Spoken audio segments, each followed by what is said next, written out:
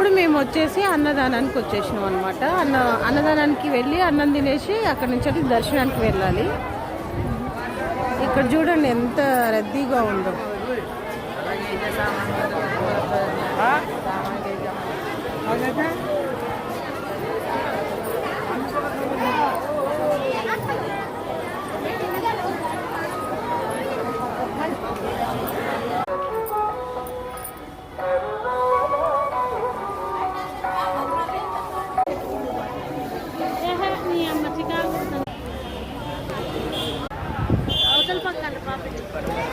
రాణి అవతల పక్క వచ్చి దానికోసం తప్పిపోయిందిగా, మీరు తప్పిపోయారు.